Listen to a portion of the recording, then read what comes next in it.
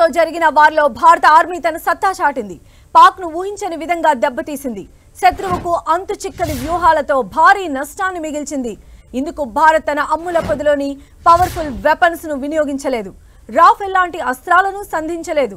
కేవలం medium machine guns తోనే పాక్కు చుక్కలు చూపించింది ఇండియన్ ఆర్మీ. ఈ నెల 7వ తేదీన రాత్రి పాకిస్తాన్ భారత్ పైన 2 మోర్టార్ బాంబులు వేసేందుకు ప్రయత్నించింది. అయితే ఇండియన్ ఆర్మీ మాత్రం వాటిని సక్సెస్ఫుల్ గా తిప్పికొట్టింది. అంతేకాదు రివర్స్ పాక్ పైన అటాక్ చేసింది. 3 నిమిషాల్లోనే 13 బంకర్లను ధ్వంసం చేసింది. ఇది మీడియం మిషన్ గన్స్ తో సాధ్యమైనట్లు ఆర్మీ అధికారులు చెబుతున్నారు. పాకిస్తాన్ సైన్యం కూడా రివెంజ్ కు ప్లాన్ చేసిన భారత ఆర్మీ వ్యూహాలతో వారి పాచిక పారలేదు.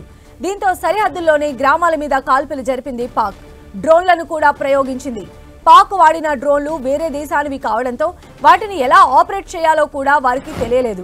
అయితే ఇండియన్ ఆర్మీ మాత్రం పాక్ పంపిన డ్రోన్లను కూల్చివేసింది. ఈ నెల 7న అర్ధరాత్రి 1 గంటకు పాకిస్తాన్ మళ్లీ కాల్పులు ప్రారంభించింది. అయితే ఇండియన్ బలగాలు సిద్ధంగా ఉండడంతో కేవలం 10 నిమిషాల్లోనే పాకిస్తాన్ ఎయిర్ బేస్లన్నీ ధ్వంసం చేసింది. ఈ దాడికి మామూలు గన్స్ తో పాటు మోర్టార్లు, యాంటీ ట్యాంక్ మిసైళ్లను వాడినట్లు ఆర్మీ అధికారులు చెబుతున్నారు. పూంచ్ ప్రాంతంలో పాకిస్తాన్ కు చెందిన 10 నుంచి 12 ఆర్మీ పోస్టులు ధ్వంసం చేసినట్లు తెలిపారు. దీంతో పాక్ నేరుగా ఇండియన్ ఆర్మీపై దాడి చేయలేదు. బోర్డర్లోని గ్రామాలపై కాల్పులు జరిపింది. అయితే పాక్ బుల్లెట్లు, బాంబుల నిల్వలను భారత సైన్యం పేల్చివేసింది.